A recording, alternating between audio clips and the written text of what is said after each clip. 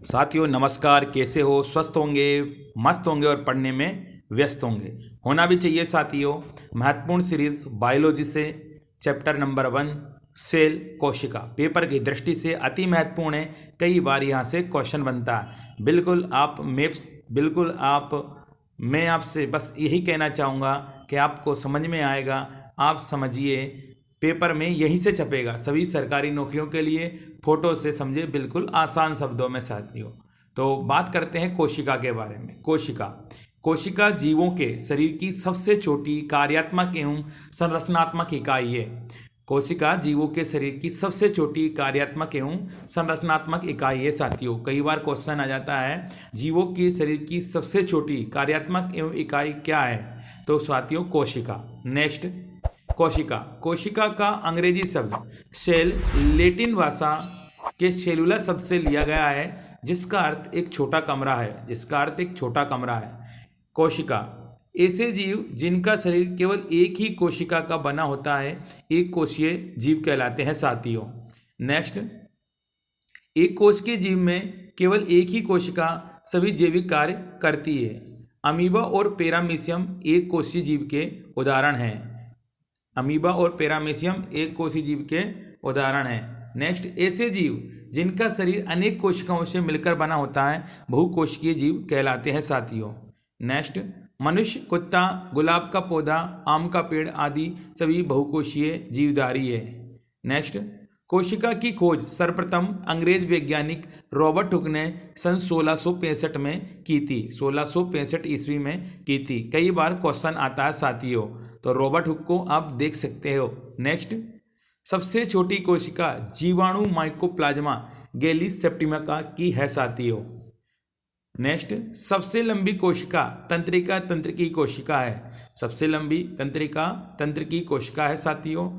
Next, कोशिका सिद्धांत Schleiden और श्वान। कोशिका सिद्धांत का प्रतिपादन 1838-39 ईस्वी स्लाइडेन और श्वान ने किया था।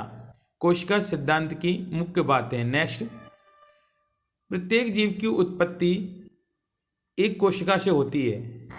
प्रत्येक जीव का शरीर एक या अनेक कोशिकाओं का बना होता है। कोशिका का निर्माण जिस क्रिया से होता है उसमें केंद्रक मुख्य अभिकर्ता होता है। नेक्स्ट, प्रोकैरियोटिक, ऐसी कोशिकाएं जिनमें केंद्रक पदार्थ केंद्रक झिल्ली के बिना होता है, प्रोकैरियोटिक कोशिका कहलाती है। प्रोकैरियोटिक कोशिका जीवाणु और नीले हरे शैवाल इसके उदाहरण हैं। नेक्स्ट, यूकैरियोटिक, इन कोशिकाओं में दोहरी झिल्ली के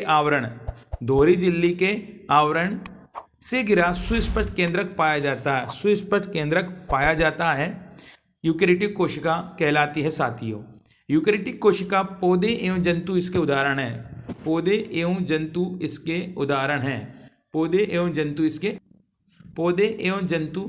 उदाहरण हैं।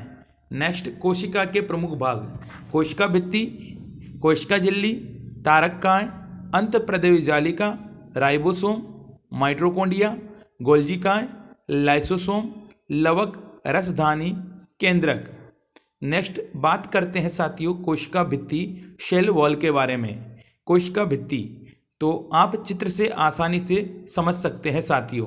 ये केवल पादप कोशिका में पाई जाती है कोशिका भित्ति। ये सेलुलोज की बनी होती है। ये कोशिका को निश्चित आकृति एवं आकार बनाए रखने में सहायक होती है साथियों। नेक्स्ट, ये केवल पादप कोशिकाओं में पाई जाती है। तो ये सेलुलोज की बनी होती है। कोशिका को निश्चित आकृति एवं आकार बनाए रखने में सहायक होती है। नेक्स्ट, बात करते हैं कोशिका झिल्ली के बारे में। सेल मेम्ब्रेन, कोशिका के सभी अवयव एक झिल्ली के द्वारा घिरे रहते हैं। इस झिल्ली को कोशिका झिल्ली कहते हैं साथियों। जंतु कोशिका और जीवाणु में ये पाई जाती है। ये अर्धपारगम झिल्ली होती है साथियों। नेक्स्ट, तो वही कोशिका के सभी अवयव एक झिल्ली के द्वारा घिरे रहते हैं। इस झिल्ली को कोशिका झिल्ली कहते हैं साथियों। अर्धपारगम झिल्ली होती है। जंतु कोशिका, जीवाणु कोशिका में पाई जाती है। नेक्स्ट, इसका मुख्य कार्य कोशिका के अंदर जाने वाले एवं अंदर से बाहर आने वाले पदार्थों का निर्धारण करना है साथियों। नेक्स्ट, तारक काय सेंट्रोसोम कहलाता है साथियों, सेंट्रोसोम कहलाता है। यहाँ पर थोड़ी मिस्टेक हो चुकी है, तो तारक काय, इसकी खोज बोवेरी ने की थी। ये केवल जंतु कोशिकाओं में पाया जाता है साथियों।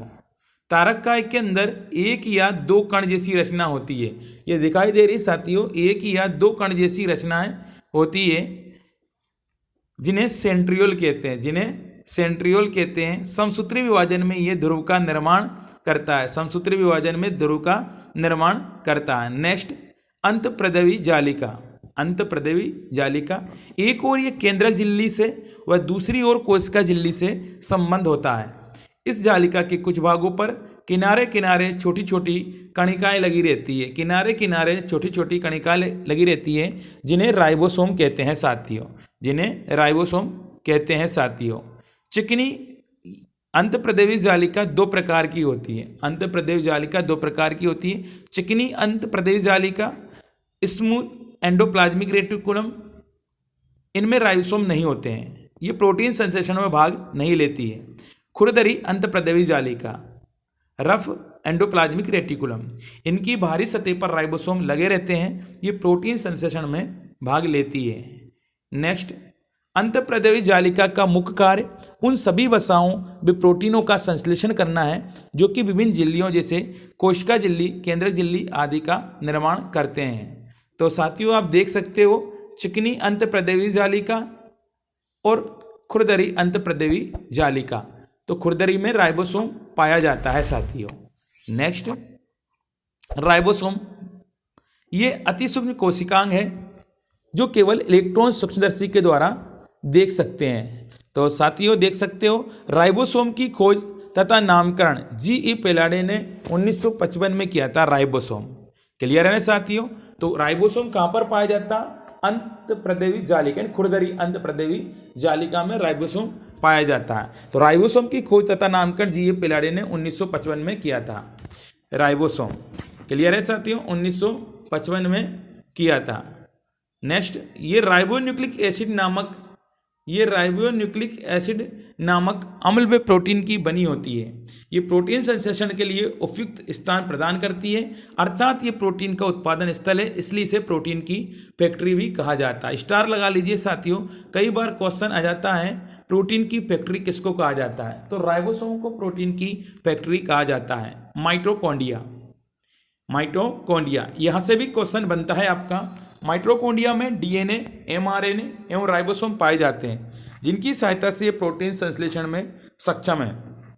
माइटोकॉन्ड्रिया कोशिका का शक्ति गृह कहलाता है, क्योंकि इसमें ईंधन का चरणबद्ध ऑक्सीकरण होता है, जिसके फलस्वरूप रासायनिक ऊर्जा एटीपी मुक्त होती है। इसीलिए इसको कोशिका का ऊर्जा गृह, पावर हाउस या शक्ति गृह के नाम से जाना जाता है माइटोकॉन्ड्रिया को। नेक्स्ट, गोल्जी बॉडी, इसकी खोज 1898 में कैमिलो गोल्जी नामक वैज्ञानिक ने की थी। ये जालिकानुमा नलिकाओं या पुटिकाओं से बना जटिल संगठन होता है जो छोटी गोल पुटिकाओं से घिरा रहता है। तो साथियों आप चित्र में देख सकते हैं। हाँ, नेक्स्ट, यदि कोई पदार्थ कोशिका से बाहर स्रावित होता है तो उस पदार्थ वाली पुटिकाएं उसे कोशिका झिल्ली के माध्यम से बाहर निकलवा देती है। इस प्रकार गोल्जिकाएं को हम कोशिका के अणु का यातायात प्रबंधक भी कह सकते हैं साथियों। स्टार लगा लीजिए, कोशिका के अणुओं का यातायात प्रबंधक कौन कहलाता है, तो गोल्जिकाएं। नेक्स्ट, लाइसोसोम की खोज क्रिस्टियन डी डुवे ने 1955 में की थी साथियों। तो आप देख सकते हो लाइसोसोम चित्र के माध्यम से, ये एकल झिल्ली युक्त गोल छोटी थैलीनुमा संरचना होती है साथियों। नेक्स्ट, तो ये एकल झिल्ली युक्त गोल छोटी थैलीनुमा संरचना होती है। नेक्स्ट, इसका सबसे प्रमुख कार्य भारी पदार्थों का भक्षण एवं पाचन करना है। लाइसोसोम में लगभग 40 प्रकार के जल अपघटनीय एंजाइम भरे होते हैं। इसे आत्मघाती थैली भी कहा जाता है साथियों। नेक्स्ट, लवक यानी प्लास्टिड, ये पादप कोशिका में पाए जाते हैं। ये 3 प्रकार के होते हैं, हरित लवक, अवर्णी लवक और वर्णी लवक। तो बात कर लेते हैं साथियों हरित लवक, क्लोरोप्लास्ट कहते हैं हरित लवक। ये हरे रंग का होता है क्योंकि इसके अंदर एक हरे रंग का पदार्थ पर्णहरित होता है। इसी की सहायता से पौधा प्रकाश संश्लेषण करता है और भोजन बनाता है। इसलिए हरित लवक को पादप कोशिका की रसोई कहते हैं। आपका क्वेश्चन बन जाता है पादप कोशिका की रसोई किसको कहते हैं साथियों? तो हरित लवक, याद रखिएगा, क्लोरोप्लास्ट। नेक्स्ट अवर्णीय लवक, ल्यूकोप्लास्ट। अवर्णीय लवक, ल्यूकोप्लास्ट, ये रंगहीन लवक है। नाम से ही जाहिर हो, अवर्णीय यानी वर्ण नहीं। ये रंगहीन लवक है। ये पौधे के उन भागों की कोशिकाओं में पाया जाता है जो सूर्य के प्रकाश से वंचित है, जैसे कि जड़ों में, भूमिगत तनों आदि में। ये भोज्य पदार्थों का संग्रह करने वाला लवक है। नेक्स्ट वर्णीय लवक, क्रोमोप्लास्ट। ये रंगीन लवक होते हैं जो प्राय लाल, पीले, नारंगी रंग के होते हैं। ये पौधे के रंगीन भाग जैसे पुष्प, फलवृत्ति, बीज आदि में पाए जाते हैं। वर्णीय लवक के अन्य उदाहरण, टमाटर में लाइकोपिन, गाजर में कैरोटीन और चुकंदर में विटामिन होता है साथियों। नेक्स्ट रसदानी यानी वैक्यूल्स। ये कोशिका की निर्जीव रचना है। इसमें तरल पदार्थ भरा होती है। जंतु कोशिकाओं में अनेक वे बहुत छोटी होती है, परंतु पादप कोशिका में प्राय बहुत बड़ी और केंद्र में स्थित होती है। रसधानियों को कोशिका का भंडार भी कहते हैं क्योंकि इसमें खनिज लवण, शर्कराएं, कार्बनिक अम्ल, ऑक्सीजन, कार्बन डाइऑक्साइड, विभिन्न रंग तथा अवशिष्ट पदार्थ घुले रहते हैं साथियों। नेक्स्ट केंद्रक यानी न्यूक्लियस। कोशिका के मध्य में एक रचना होती है जिसे केंद्रक कहते हैं। आप चित्र में देख सकते हो साथियों।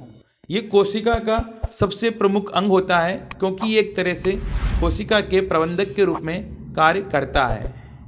इसकी खोज 1831 में रॉबर्ट ब्राउन ने की थी साथियों। रासायनिक रूप से केंद्रक 70% प्रोटीन, 10% डीएनए, 2 से 3% आरएनए तथा 3 से 5% लिपिड से बनी होती है। नेक्स्ट, इसमें केंद्रक रस या केंद्रक द्रव, केंद्रक आवरण, क्रोमेटिन तथा केंद्रिका पाई जाती है।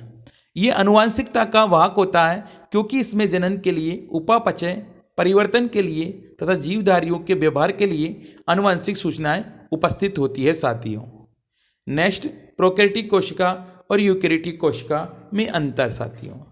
तो विशेषता, कोशिका भित्ति। प्रोकैरियोटिक कोशिका में प्रोटीन तथा कार्बोहाइड्रेट की बनी होती है कोशिका भित्ति, जबकि यूकैरियोटिक कोशिका में सेल्यूलोज की बनी होती है। नेक्स्ट, माइटोकॉन्ड्रिया, गोल्जिकाए, लाइसोसोम, एंडोप्लाज्मिक रेटिकुलम अनुपस्थित होते हैं प्रोकैरियोटिक कोशिका में, जबकि उपस्थित होते हैं यूकैरियोटिक कोशिका में। माइटोकॉन्ड्रिया, गोल्जिकाए, लाइसोसोम, एंडोप्लाज्मिक रेटिकुलम उपस्थित होते हैं यूकैरियोटिक में। राइबोसोम 70 इस प्रकार के पाए जाते हैं प्रोकैरियोटिक में, जबकि यूकैरियोटिक में 80 इस प्रकार के होते हैं। नेक्स्ट, केंद्रक झिल्ली, केंद्रिका अनुपस्थित होती है प्रोकैरियोटिक में, जबकि यूकैरियोटिक में उपस्थित होती हैं। कशाभिका केवल एक तंतु होता है प्रोकैरियोटिक कोशिका में, जबकि कुल 11 तंतु होते हैं यूकैरियोटिक कोशिकाओं में। श्वसन प्लाज्मा झिल्ली द्वारा होता है प्रोकैरियोटिक कोशिकाओं में, जबकि यूकैरियोटिक में माइटोकॉन्ड्रिया द्वारा होता है। डीएनए एकल सूत्र के रूप में होता है प्रोकैरियोटिक कोशिकाओं में, जबकि यूकैरियोटिक में पूर्ण विकसित एवं दोहरे सूत्र के रूप में होता है। लिंग प्रजनन नहीं पाया जाता है प्रोकैरियोटिक में, जबकि पाया जाता है लिंग प्रजनन यूकैरियोटिक में। प्रकाश संश्लेषण थाइलेकॉइड में होता है यूकैरियोटिक, प्रोकैरियोटिक में, जबकि यूकैरियोटिक में क्लोरोप्लास्ट में होता है प्रकाश संश्लेषण। तो इसमें कोशिका भित्ति पाई जाती। पादप कोशिका और जंतु कोशिका के बारे में बात करते हैं साथियों। इसमें कोशिका भित्ति पाई जाती है। जंतु कोशिका, इसमें कोशिका भित्ति अनुपस्थित होती है। इसमें लवक पाई जाती है। पादप कोशिका में लवक पाई जाती है। जंतु कोशिका, इसमें लवक अनुपस्थित होती है। तारक का अनुपस्थित रहता है पादप कोशिका में, जंतु कोशिका तारक का उपस्थित रहता है। रिक्तिका बड़ी होती है पादप कोशिका में, जंतु कोशिका में रिक्तिका छोटी होती है। पादप कोशिका इसका आकार लगभग आयताकार होता है, जंतु कोशिका इसका आकार लगभग वृत्ताकार होता है। ठीक है साथियों, यहाँ से आपका कोशिका जो सीरीज थी यहाँ पर एंड होती है। आई होप आपको समझ में आया होगा। अगर आपको अच्छा लगता है, अगर इससे हेल्प मिलती है तो ज़्यादा से ज़्यादा लाइक कीजिए, शेयर कीजिए, सब्सक्राइब कीजिए और साथियों आपकी सफलता ही हमारा क्या है, लक्ष्य है। आपको इसी तरीके वीडियो मिलती रहा करेगी और मैं व्याख्या सहित वीडियो भी लाऊंगा। ठीक है साथियों, जय हिंद जय भारत।